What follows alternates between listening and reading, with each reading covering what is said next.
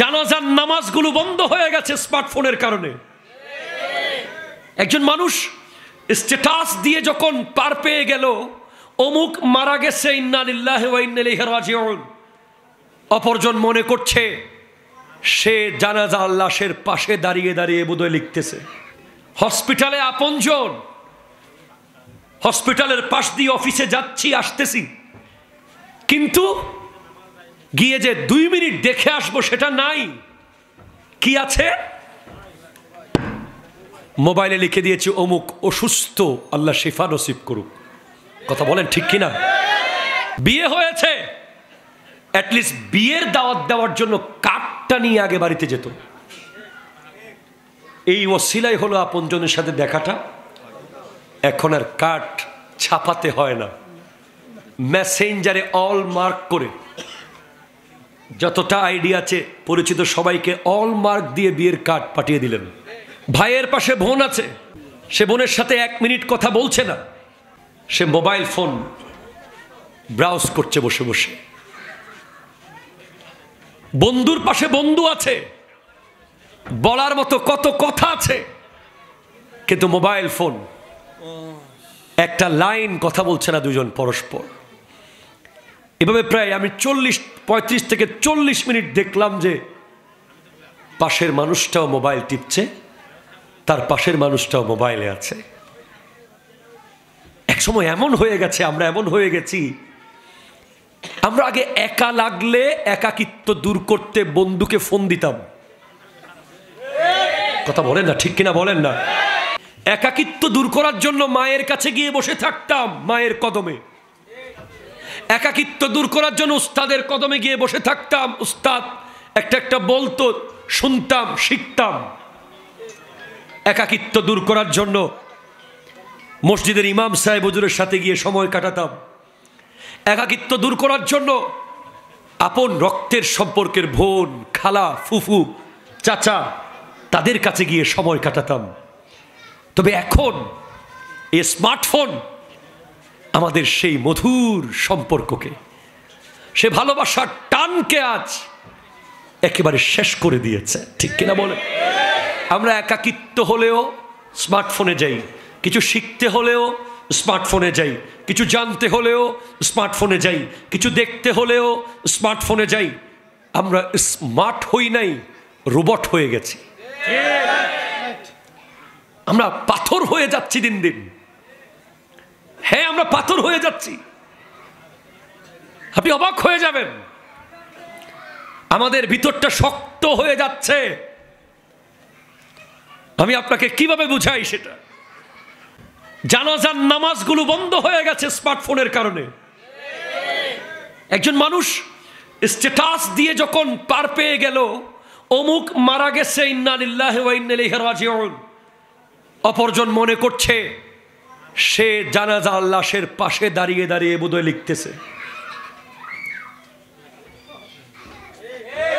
কিন্তু আদৌ সে জানাজার পাশে যায় নাই।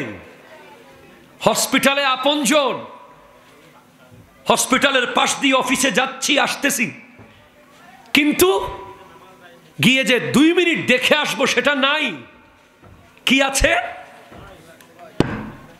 মোবাইলে লিখে দিয়েছি অমুক অসুস্থ, আল্লাহ শিফা নসিব করুক। কথা বলেন ঠিক কিনা? বিয়ে হয়েছে, অ্যাটলিস্ট বিয়ের দাওয়াত দেওয়ার জন্য কার্ডটা নিয়ে আগে বাড়িতে যেত। এই ওসিলাই হলো আপনজনের সাথে দেখাটা। এখন আর কার্ড ছাপাতে হয় না, মেসেঞ্জারে অল মার্ক করে যতটা আইডিয়া আছে পরিচিত সবাইকে অল মার্ক দিয়ে বিয়ের কার্ড পাঠিয়ে দিলেন। 4 আনা পয়সাও খরচ হয় নাই। ঠিক কিনা কথা বলে? হ্যাঁ, মাঝখানে একটা হাদিস আপনাকে বলি, আজকে পড়িয়েছি ক্লাসে, যে একজন ব্যক্তি আল্লাহর ভালোবাসায় তার এক এলাকার মানুষকে দেখতে যাচ্ছে, আত্মীয় বা প্রতিবেশী এলাকার মানুষ। তখন আল্লাহ সেই রোডে একজন ফেরেশতাকে দাঁড় করিয়ে দিয়েছে। ওই ফেরেশতা ওই ব্যক্তিকে বলছে, ভাই কই যান? বলে আমি অমুককে দেখতে যাচ্ছি। কেন? তার কাছে কি কিছু পাবেন? টাকা পাবেন, ধন সম্পদ পাবেন? বলেন না, আমি কিছুই পাবো না, আমি আল্লাহর জন্য তাকে দেখতে যাচ্ছি। তখন ফেরেশতা বলছেন, আপনার জন্য আল্লাহর ভালোবাসা ওয়াজিব হয়ে গেছে। আল্লাহ আপনাকে ভালোবাসে, আমিও আপনাকে ভালোবাসি। মিশকাত শরীফের সহিহ হাদিসে আছে, 5200 বা 300 এদিকে আছে, আল্লাহ কিয়ামতের মাঠে ডাক দেবেন বা আল্লাহ ডাকেন, আইনাল মুতাহাব্বুন, কোথায় তারা ভালোবাসে যারা আমি আল্লাহর জন্য একে অপরকে ভালোবাসে? যারা আমি আল্লাহর জন্য একে অপরকে ভালোবাসে তারা কই? কিয়ামতের মাঠে ডাক দেবেন যারা আমি আল্লাহর জন্য একে অপরকে ভালোবেসেছে। হুজুর আমাকে ভালোবাসে শুধু আল্লাহর জন্য, আমি হুজুরকে ভালোবাসি শুধু আল্লাহর জন্য। এবং আল্লাহ বলবেন, আজকে কোথায় তারা যারা আমার জন্য একে অপরকে ভালোবাসতো? আজকে যখন কোনো ছায়া থাকবে না কিয়ামতের মাঠে, আমি তাদেরকে আমার ছায়ার নিচে রাখবো, আর সের ছায়ার নিচে রাখবো যারা একে অপরকে আল্লাহর জন্য ভালোবাসে। অন্য হাদিসে আছে, যারা একে অপরকে আল্লাহর জন্য ভালোবাসে তাদেরকে নূরের মিম্বার বানিয়ে দেবে কিয়ামতের মাঠে আল্লাহ। অন্য হাদিসে আছে, যারা একে অপরকে আল্লাহর জন্য ভালোবাসে, ওয়াজাবাত মুহাব্বতি লিল মুতাহাব্বিনা ফিয়া ওয়াল মুতাজালিসিনা ফিয়া ওয়াল মুতাবাজিলিনা ফিয়া ওয়াল মুতাজাবিরিনা ফিয়া। যারা আল্লাহর জন্য একে অপরকে ভালোবাসে তাদের জন্য আল্লাহর ভালোবাসা ওয়াজিব। যারা আল্লাহর জন্য একে অপরের পাশে বসে তাদের জন্য আল্লাহর ভালোবাসা ওয়াজিব। যারা আল্লাহর জন্য একে অপরকে দেখতে যায় তাদের জন্য আল্লাহর ভালোবাসা ওয়াজিব। যারা একে অপরকে অপরের জন্য খরচ করে আল্লাহর সন্তুষ্টির লক্ষ্যে, তাদের জন্য আল্লাহর ভালোবাসা ওয়াজিব হয়ে যাবে। আমি কেন গৌসিয়া কমিটিকে ভালোবাসবো? সংগঠন তো অনেক আছে, হ্যাঁ আমি এজন্য ভালোবাসি। আমার নিশ্চয়তা নাই যে আমার সন্তান আমার জানাজা পড়তে পারবে, আমার নিশ্চয়তা নাই যে আমার আত্মীয় স্বজন আসবে। কারণ এই আধুনিক পৃথিবী, এই ব্যস্ত পৃথিবীতে তারা হয়তো কেউ লন্ডন থাকতে পারে, কেউ আমেরিকা থাকতে পারে, কেউ ব্যবসায়িক মিটিংয়ে থাকতে পারে। হ্যাঁ, তবে আমি আমার সে ছোটবেলা থেকে আজকের দিন পর্যন্ত দেখেছি যে আমার লাশ যদি সমুদ্রের মাঝখানে পড়ে থাকে, আমার লাশ যদি বিমানবন্দরে পড়ে থাকে, আমার লাশ যদি রাস্তাঘাটে পড়ে থাকে, কেউ না আসুক, আমার গাউসিয়া কমিটির ভাইয়েরা গিয়ে সেই লাশ কাঁধে তুলে নেবে, ধোয়াবে, কবরে রাখবে। ঠিক, আপনি সেজন্য গাউসিয়া কমিটিকে ভালোবাসেন। আপনি যদি গ্যারান্টি পান অন্য কোনো সংগঠন থেকে এমন, ওটাকে ভালোবাসেন। যারা প্রমাণ করে দেখিয়েছে, পচা লাশ তুলে দেখিয়েছে সাগর থেকে, যারা নিজের পকেটের টাকা দিয়ে বিমানবন্দর থেকে টাকার মেশিন, ওই যে প্রবাসীরা, যাদেরকে পরিবার টাকার মেশিন মনে করে, যাদেরকে সমাজ টাকার মেশিন মনে করে, যখন লাশটা এয়ারপোর্ট থেকে বাইন্ডিং করা লাগেজের মতো আসে, তখন কেউ একজন ক্যাপশন দেয়, টাকার মেশিন। এই প্রবাসীগুলোর দুঃখের কথা কি আর বলবো ভাই, না খেয়েও বলে খাইছি, অসুস্থ বলে সুস্থ আছি, 100 তলা বিল্ডিং এর উপরে দাঁড়িয়ে বলে আমি খুব ভালো জায়গায় এসিতে বসে আছি। পরিবারকে যারা জীবন দিয়ে আগলে রাখে, আমার প্রবাসী ভাইরা, তাদেরকে আমরা সেলুট করি। এই টাকার মেশিনগুলো যখন আসে, অনেক পরিবারকে দেখেছি কোটি কোটি টাকা এই ব্যক্তি সারা জীবন পাঠিয়েছে, কিন্তু এয়ারপোর্ট থেকে লাশটা আনার মানসিকতা পরিবারের নাই। কেন আনবো?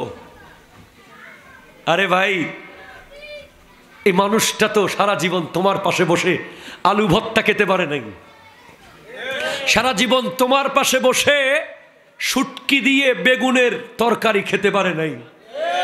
অন্তত তার কবরে শুয়ে যাওয়ার অধিকার তো আছে।